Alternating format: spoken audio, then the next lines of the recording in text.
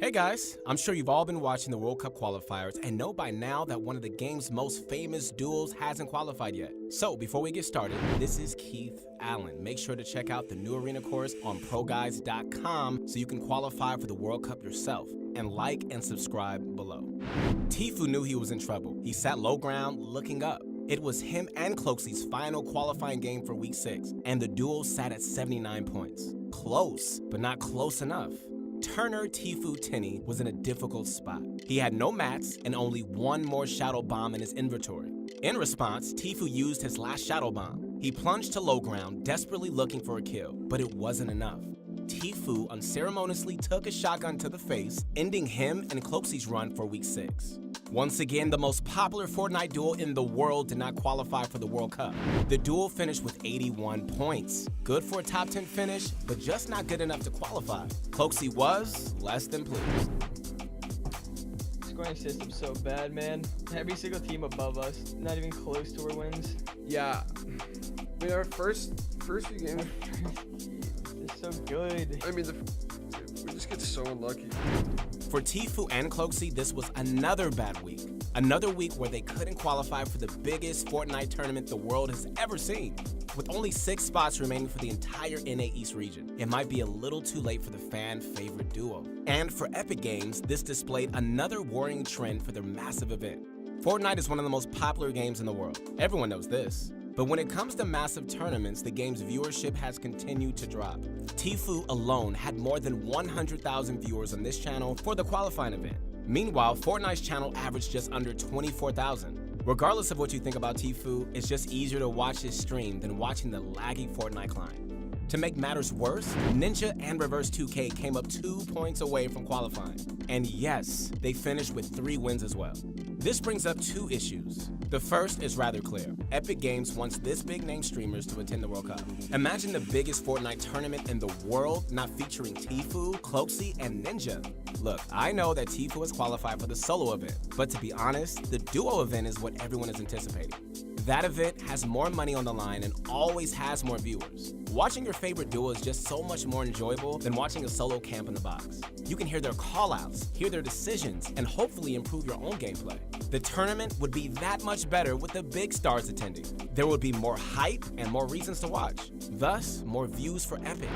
People have always wondered if Ninja could perform in a tournament setting, and the World Cup would be his chance to finally prove to the world that he can. A title without Tfue and Cloakzy? Well, that would just be a hollow victory. They are 2 of the highest Fortnite earners in the world. Those 2 attending the tournament is good for Fortnite. The second problem is a bit more controversial. Is the scoring system actually a problem? Epic Games made waves when announcing an open qualifying tournament, and everyone saw this as a good thing. It created that much more hype, allowing players like you or me to compete in the tournament alongside our favorite streamers and pros. All we had to do is reach the Champions Division and queue up on Saturday. Unknown players could have a chance to win millions of dollars. But that's not what we're talking about, are we? I know Cloakzy certainly wasn't. The open qualifiers aren't the problem. How each player's earned points is. You should know the point scoring system by now. 10 points for a victory royale, 7 points for 2nd through 5th place, 5 points for 6th through 10th place, 3 points for 11th through 15th place, and 1 point per elimination. On the surface, these rules seem fine. They reward placements and also promote a more aggressive game. But that's just it. Eliminations might mean too much. Epic Games has never rewarded eliminations this much. Just take a look at the scoring for 2 of the bigger TwitchCon events. The World Cup has the first scoring system of its kind. It's the first tournament to give 1 point per elimination, no matter the time of the game, no matter how many eliminations a duo or solo has. This change in point values promoted one thing: the W key. Now, I don't want to talk about the current meta. I'm sure you've all been sprayed down by the drum gun. But this changed how everything worked, and some duels and solos have been slow to adapt. Kills mean so much. Remember what Cloakzy said? Every single team above us, not even close to our wins. It seems that the smartest players aren't the ones qualifying. The players who get the most eliminations are. W King and successfully winning the ensuing fight can mean the difference between qualifying and not qualifying.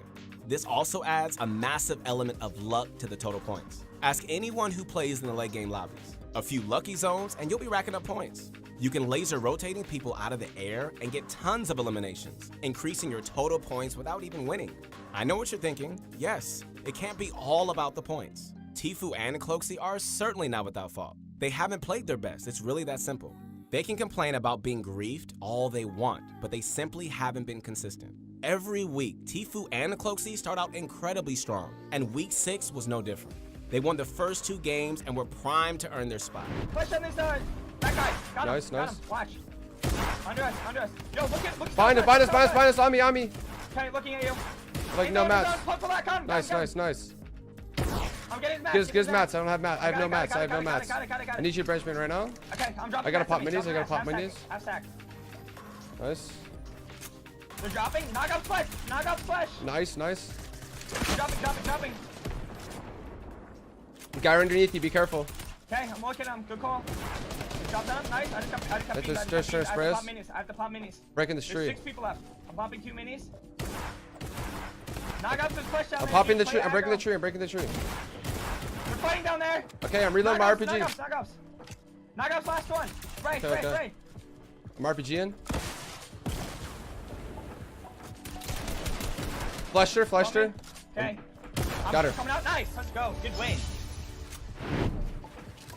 Yo, I could. There's a lynx. There's a lynx behind me. There's a lynx in between us. Okay. No, I'm dead.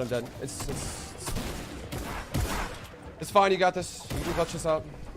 I have no heal. No raw heals.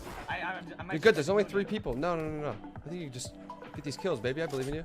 I don't know if it. I think it might be a team of 2. Yeah, I think I don't drop. Like, there you go. Oh. Let's go, baby. Let's go. But that's when everything went wrong. While Game 3 was a good finish, Tfue and Cloak went 3 straight games without any significant point increase.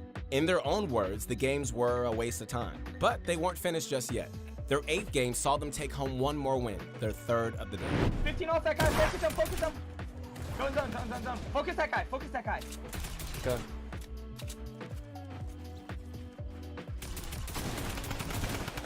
Many kills, bro. Yeah. Break the tree. It's back. It's back. Got one? Might sit right here. I'm gonna go for a shotgun blast. Spraying guy. Spraying him too. No armor under me.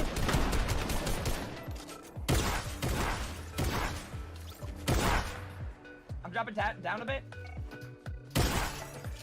That soccer skin's really weak. The black soccer skin. Yeah. One guy left. Fate, yeah, Fate tag 69. Again, no armor, Fate. Don't drop off high. Got him. Nice. But, well, you guys know the rest. Tfue and Cloakzy couldn't get over the hump and had a disappointing finish. Well, more than disappointing since it was just another week they didn't qualify. Now, the Fortnite world is holding their breath these last 2 weeks. Trust me when I say this, Epic Games wants Tfue and Cloakzy to qualify. I mean, Epic Games needs the Batman and Robin of Fortnite to qualify. Let's hope they have a pop-off week. The clock is ticking. But once again, guys, this is Keith Allen Henson. Hey, I hope you guys enjoyed this video, and make sure to stay tuned for more videos coming out.